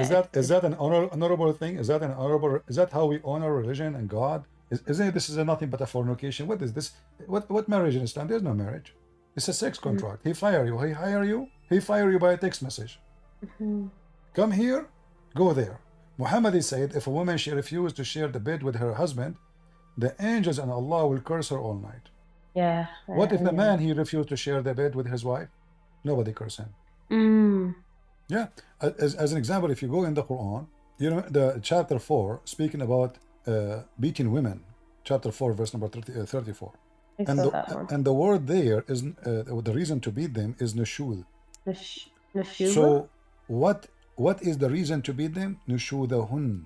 What is nushudahun? If you feel they are not too much obedience, they are not toys, sex toys, you say to her, make a tea, she don't go right away to the kitchen to do it. But look, the hypocrite Muhammad, if the man, he did this, do you see my screen? Yeah, I do. It is exactly the same word. Muhammad, he did nushuz with his wife, Sauda. And this verse about him and his wife. Look here how the rule changed. If a woman, she fear that her husband, he has nushuz, what do? Fix between them, you know, fix between them. And then how they fix? Aisha, she made agreement with Sauda. She told her, if you give me your day, I will ask the Prophet not to divorce you, and you can stay in your house and eat the food you eat every day. Look at the demon. So now, if the women, she do nushuz, we beat them. If Muhammad do nushuz, we force the wife to come to an agreement to satisfy Aisha needs, to sleep with him more. Aisha, she is not interested, by the way, in sleeping with Muhammad. She is interested to receive more gifts. You know, Muhammad, when Aisha, because she is controlling Muhammad, even though she is a kid, but obviously she is evil. So the daughter, the wives of Muhammad, they ask Muhammad to be fair. Why? Because simply all the gifts, they come to Aisha house only. No gift can come to the houses of the wives. So the wives of Muhammad, they ask Muhammad to be fair. Be fair and let us all receive gifts. Aisha, she forbade any family, any Arab person, any Muslim to give gifts unless Muhammad is in her house. This is why she is asking for a day of Sauda exchange. And she said, if you let him, if I convince the Prophet to let you stay as his wife, Sauda, she become old. According to the hadith, she become fat and slow. The Prophet, he don't like to sleep with her because she don't look good no more. And now she heard the news that he is going to divorce her. So Aisha, she told her, listen, and this verse came in the Quran about that. Imagine, God, he involved with the women, she is gaining weight. This is how important Muhammad is to Allah. He go to his office and he decide to say, okay, you know what, there's an agreement, a new agreement. About what? About Muhammad. You can, by the way, you can open any Islamic interpretation and you will see this is about Sauda, the wife of Muhammad, who becomes so old, and this is what this verse is about. So Muhammad was not fair. Muhammad was an evil man. Why Muhammad want to divorce a woman? You said to me, maybe the Prophet was marrying a woman because he want to protect them. Okay, this woman now is old. She spent many years with him, and now he want to dump her. That's quite sad. And Aisha, she convinced her, you know, listen, if you want, instead of him divorcing you, I can tell the Prophet that you decide to give me your day, and I will convince him to keep you. And that's what happened. So imagine what kind of a prophet he is. Yeah, it's definitely destroyed some of my worldviews about. I mean, like I said, I've watched some of your videos over time, and you know, there's some truth. There's a lot of truth, I should say.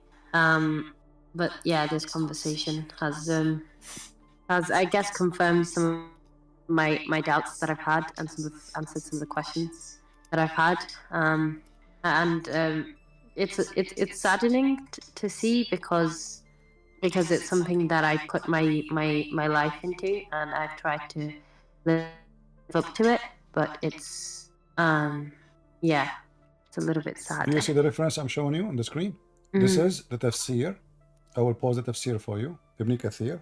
And I think Ibn Kathir you can find in English. As you see, Muhammad, the evil man, he want to throw a woman, she is old, in the street. And the evil Aisha, she convinced him, and she forced her to say that if she For this give her reason, day. when Sauda bin Zamah grew up, the messenger of God, may God bless him and grant him peace, decided to separate from her, so she made an agreement with him that he would keep her and leave her date to Aisha, but he accepted that from her and kept her in that position. The narration stated that, Abu Dawud al-Tayalisi said, Sulaiman bin Muad told us, on the authority of Samak bin Harb, on the authority of Ikrimah, on the authority of Ibn Abbas, who said, Sauda was afraid that the messenger of God, may God bless him and grant him peace, would divorce her, so she said, O messenger of God, do not divorce me and make my day for Aisha. So he did. See? Yeah. Is that how a man, he take care of his wife? She spent many years with him, serving him. Now she is old. You see the translation here says, Sauda grow up. This is not what really, it says getting old. Sauda, she got old, you know. So now, Muhammad, he have no intention. I mean, why I want to sleep with a woman? She is old, and he have all those young women around, you know. He accepted her as a wife when he was not yet in charge. He was not a king. He was not the prophet who have an army. He was just, you know, a guy. He needed women for now. So they told him, okay, take Sauda. He took Sauda, and then right away he took Aisha, and then things start changing. You know? Yeah, this is an evil man. This is an evil man, you know. And what kind of God? He make a verse about this. What is this? You know, what kind of God? This is not about God, you know. You see, Aisha, she said. But wouldn't you? Can I just say, like, wouldn't you say the same for, you know, Prophet Ibrahim, like referred to as Abraham in the Bible when he slept with his servant Hagar? No, he married her. He married her, and it's not God who told him. Same time, Abraham, he did not marry because he is pervert, but he gave up his wife. She is so old. He is so old, and he don't have children. Correct? Yeah. Yeah. So here, I'm not giving excuse to Abraham, but you know, the guy, he live in the desert in the middle of nowhere, and he have nobody, you know. So I'm getting old. My wife is getting old, and who in the world would have believed that a woman in her age is going to have kids? It's impossible. So he decided to marry the slave, but he did not marry the slave for sex purpose. It was not his intention. His wife, he spent his life with his wife, yet his wife, she did not give it children, and now he is very, very old. So what I will do? And he, you know, I mean, men, they knew already that women in certain age, that's it. They have no period. They cannot have babies. It's not a secret. So what I will do? So Abraham, he did not get permission from God. You see, if I do something in the Old Testament or in the New Testament, as an example, the daughter of Lot, the Muslim, they say to you, do you know that the daughter of Lot in the Old Testament, they have sex with their parents, with their father? Yeah. But this is a story reporting what they did, not approving what they do. They don't have men. There's no men around. And those women, who is going to protect us? Who is going to be?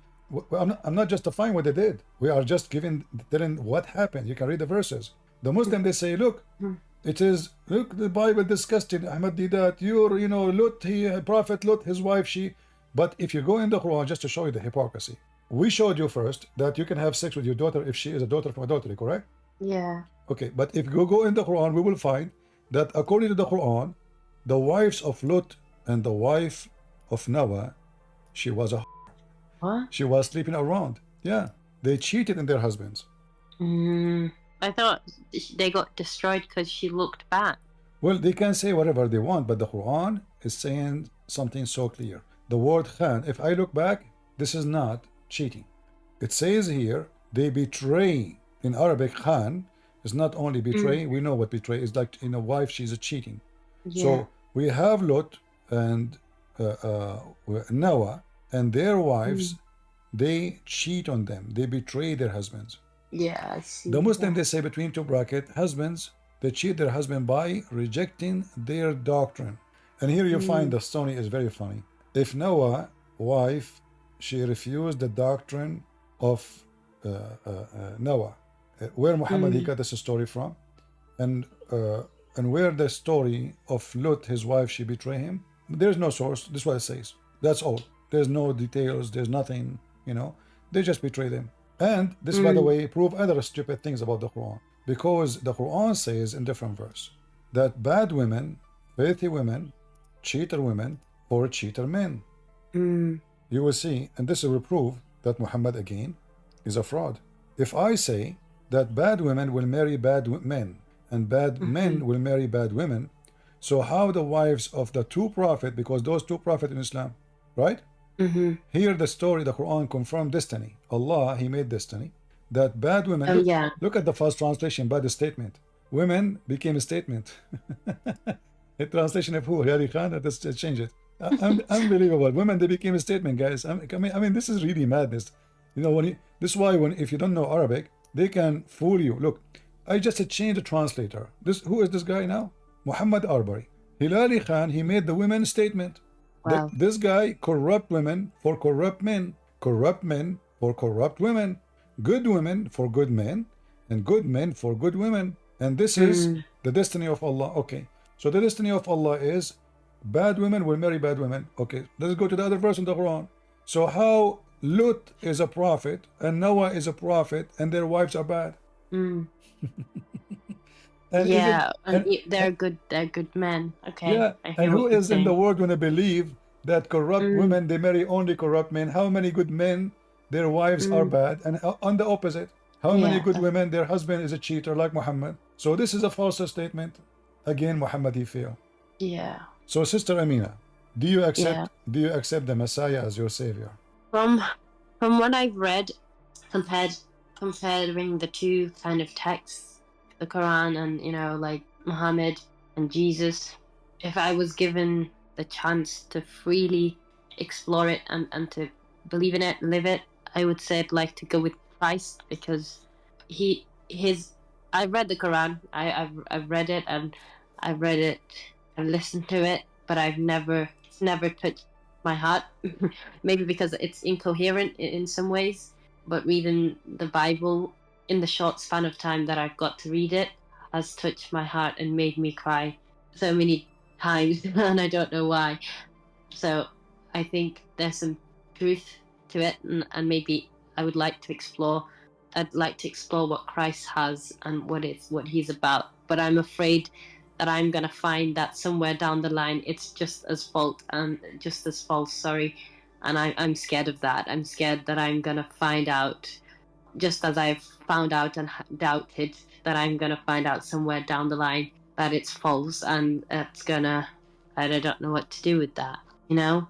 So I'd like to take my time, because I don't know. I'm scared that it's gonna be false. I'm scared that I'm gonna get the book. I'm happy for you that you know Islam is false, and now you are afraid Christianity might be the same.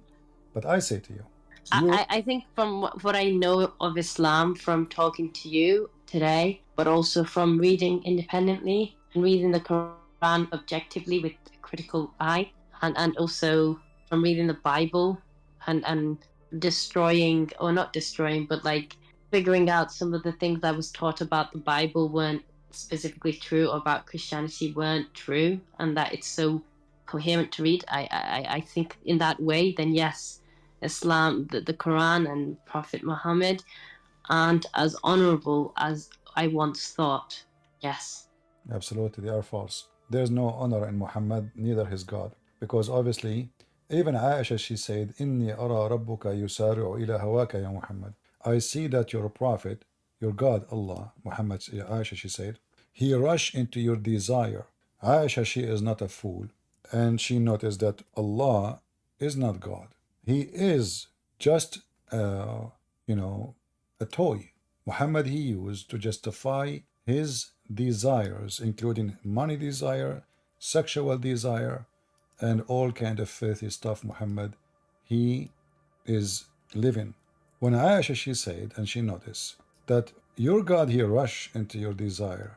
If Aisha, she is the most close person to Muhammad, who knows Muhammad more than Aisha then? The Muslim, they say nobody knows the Prophet as Aisha. Inni ara rabbuka yusari'u ila hawaka ya Muhammad. Here you see the word hawak is not just desire. Hawa is lust. So it seems to me that your Lord, what he do? He jumped to satisfy your sexual need. Women, they are offering themselves to the messenger. Why? Because Muhammad in the Quran, he made a verse. Any believing woman, she offer herself to the Prophet so he can if her. Aisha now she noticed that the God, he make verses for the of Muhammad, specific verses. And this is telling you that Aisha, she was not, at least in this point now, she is out of Islam. She noticed. We will find that Aisha in different places, she said to Muhammad, you who claim to be the messenger of Allah, you claim, Aisha, she said. And then Abu Bakr, he did beat Aisha for saying that. So Aisha, she knew, Amina, today you knew Muhammad is a fraud. And I hope you will call me soon and you will accept the Messiah as your savior, and I will be happy to explain to you more. Yeah, I feel like I've taken a lot of your time, and it is almost 1 a.m. No, you see, the only reason I don't come online if I lose my voice, honest to God. Fair. If I get tired, my voice, I cannot speak no more.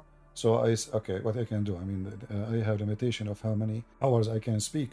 Otherwise, I will be happy to serve people, to make them see the truth, and the truth will set them free. And I pray that God will send me every day many Amina like you, so we can invite them to Jesus, and they can have a beautiful life, a life of dignity. You marry a husband who loves you, he adore you, he do not need to lie to you, and you do not need to lie to him. He will not look to any other women, for God, he made it clear that the man will be with his wife, together as one. The man, he leave his parents, the Bible says, and become with his wife as one. As one. They are not two no more. So in Christianity, we have a real marriage. In Islam, they have 6 contracts. And there is a huge difference between a partner of lifetime and an employee. In Islam, you are an employee. And this employee can be fired by the boss, which is the man. In Christianity, you are a partner. And your partnership is not only with the man, but with God himself. For marriage is a blessed in Christianity by God himself. The unity is coming from God, not from the man and the women. And we know that when God created Adam, he created for him one Eve. Did God made a mistake? And this is the first man. He can create 7 women for him. He can create 100. But it was enough for Adam. It was enough for Eve. So why it cannot be enough for me? Am I an animal? Am I a wolf? I am a monkey, maybe jumping from female to female? You remind me, by the way. Do you have a zoo in UK? Of course, yeah, quite. Okay, I want you to go and visit some Muslims there. What? Some Muslims, because according to Muhammad, monkeys are Muslims. Read for me the hadith before you go. Okay, during the pre-Islamic period of ignorance, I saw a she-monkey surrounded by a number of monkeys. They were all stoning it because it had committed illegal sexual intercourse. I too stoned it along with them. So I want you to go to the zoo and have a sign in your hand says, "Death to the female monkey who cheated her husband." You know, she is a bad Muslim female monkey. Yeah, I think that this is the religion of God. I mean, what is this? I mean, monkey committed it. So now the monkeys are Muslims and they are practicing the stoning to death and the laws of Moses and Sharia law. What the heck is that? I mean, monkeys, they have sex with their mommy and their daddy and their children. What is this? She have illegal? Are you sure? Well, I guess we got to tell the zookeepers to, to arrest the monkeys. And since then, I promised I will never marry a monkey. I cannot trust them no more, Yeah. I don't think you could either. It's called bestiality. I think that's illegal, Very well. I hope Darwin, he will not see this hadith. He will use it for his theory, Yeah. Yeah, that's true. He would have used it. He will put it in his book. He will say to support his argument. Yeah, we have a proof. And by the way, your prophet, he is a Darwinist. Do you know that? Yeah, well, yeah, I mean, with this text over here. No. In the Quran, it says Allah, he cursed the Jews and he made them pigs and monkeys. You know that? Oh. Yeah, in the Quran. It's in the Quran. I've heard you. I've heard you say it before. I have heard that. Yeah, I mean, Muhammad is Darwinist, but the opposite direction. The poor Jews. Yeah, so, and why? Because they did fishing on Saturday. I mean, the story alone is so funny and so stupid. Allah, he forbid the fish from coming on Saturday, and he command them to not to work in Saturday. And then, brother and sisters, because they did break the command of Allah, Allah made them pigs and monkeys. So, and here, if Allah is the one who made the fish don't come in Saturday, and they are living in an island, how in the world he can judge them for that? If you read the story, you will die laughing. But here, you will notice, God, he make the Jews pigs and monkeys for fishing in Saturday. But Jews in Israel now, every year they have a festival for homosexual. So, What? yeah, they have festival for gays, like the same as many places. So, why Allah, he want to curse them and make them pigs and monkeys for fishing in Saturday, but he will not make them pigs and monkeys for doing a big festival for homosexual? Which one is more? Which one is bad for Allah? I mean, you see how the story is so stupid and so silly. So why Allah don't make the one who rape a woman a monkey, a pig? Yeah. So for fishing in Saturday, we make them pigs and monkeys, but the one who rape a child, we don't. The one who murder, the one who kidnap, the one. I mean, we have tons of list of ugly crimes a human being he does. So fishing in Saturday is a problem now, and we made them pigs and monkeys. Oh, wow. Yeah. Wow. Well, this is Muhammad, what you can say. Thank you, sister, for being here. God bless you. Yeah, thanks, Christian Prince. I have wanted to ask you, even though these questions may seem quite menial, but they are questions that I've had, and I felt it important. So thank you for picking up the ball. No It was quite a long one. Stay in the chat if you can, because we have a Muslim. He is trying want to talk to me. Maybe they can bring you to Islam. Well, yeah. I mean, I live in it, so yeah, because we have Salima, Hafsa, and we have Gambling Ghost. I don't know if he's a Muslim, so they might be able to convince you again that Islam is good. So stay and let us hear them. Yeah. I am gonna go to bed though, but all right. No, before you go to bed, it. Don't forget you have to say a prayer, otherwise shaitan will sleep in your nose and will piss in your ears, and there's things I cannot say. Sorry, you're a lady. That's all right. But right. yeah, thanks for this, and yeah, I'll speak to you soon, hopefully. All right, take care, sister. God bless you. Take care. Read the Bible.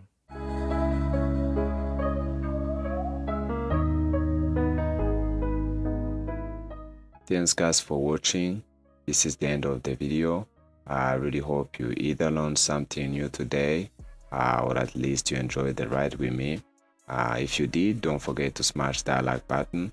It really helps, and please make sure you check in the description because I left the links to the 3 YouTube channels of Christian Prince. So go subscribe to his channels, because we found a lot of more contents there that will challenge your mind and open your eyes. And of course, don't forget to subscribe here too if you haven't already. A lot of you guys are watching these videos without subscribing. I don't know the problem. So if you are one of them, go ahead and hit that button right now, and don't just sit and watch, join the family.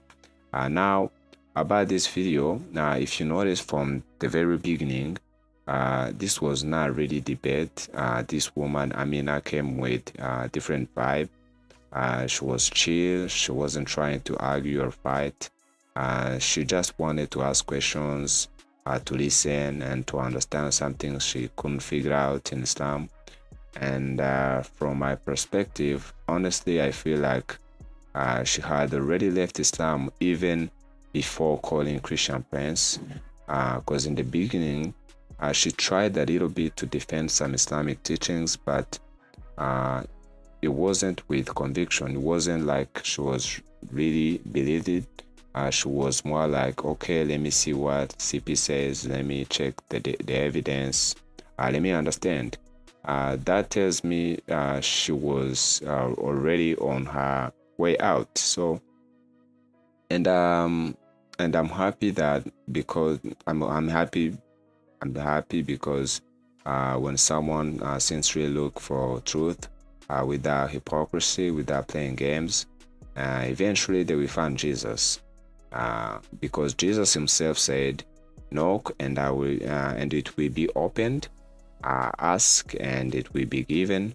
If your heart really want the truth, Jesus, the truth himself, you will really find him, because he is the way, he is the truth, and he is the life, and he is the only way to eternal life. And I believe this woman, maybe she have found him. And what I really appreciate is that she didn't try to defend those embarrassing teachings in Islam that you saw CP showing on the screen. Most Muslim women who debate CP, they will defend even the most indefendable things. For example, Quran chapter 4 verse 34, which talks about how a husband can beat his wife if he feared disobedience. And you know what they say, those Muslim women, when CP show them, they try to say, it means lightly, or in the Arabic word doesn't mean beating, blah blah blah blah, you know. Instead of just condemning it, they twist themselves to justify it. But for me, if I was a woman and I saw that in my holy book allows my husband to beat me, I wouldn't even think twice before condemning it, because there is no way that it's possible. There is no way that can come from God, because God is love. God is not evil. So for the Bible is clear. Husbands, love your wives as Christ loved the church and gave himself up to her. So that's powerful. In Christianity, you don't beat your wife. You sacrifice yourself for her, just like Jesus gave his life on the cross in pain and suffering out of love. And that's how a man should love his wife, to the point of dying for her, if necessary, because of love. And I think you see the difference. In Christianity, women have real values. They are to be respected, cherished, and loved deeply. You know, Jesus said, love your neighbor, love your enemies, pray for those who curse you. So imagine if you are commanded to love even your enemies, how much more should you love your wife? She should be loved more than your neighbors, more than your enemies, prayed for more than those who curse you. So that's real love, and that's what we find in Jesus, and not in Islam. And you saw more examples in this video that I won't even go through in details, but they are shocking. For example, the Hadith and Quran verses showing how Allah supposedly created black people from Adam's left shoulder and said go to hell and I don't care, and created whites from the right shoulder and said go to heaven and I don't care. Come on, seriously? For me, that's comedy. And you know, there is also another verse in the Quran that says, on the day or on Judgment Day, evil people will turn black and righteous people will turn white. And I wonder why is black automatically evil and white automatically good? Why not the other way around? Why not both equal? You tell me in the comment section. What do you think about that too? So once again, guys, thanks for watching. I believe you enjoyed the video, and I know some of you learned a lot. So please don't forget to hit that like button, subscribe if you haven't already, and share this video whenever you want with your friends, family, or anyone who needs to hear the truth. Let's spread the message. Let's expose the lies, and let's bring more people to the truth of Jesus Christ. So let's see each other in another video, guys. So take care of yourselves, and may God bless you all.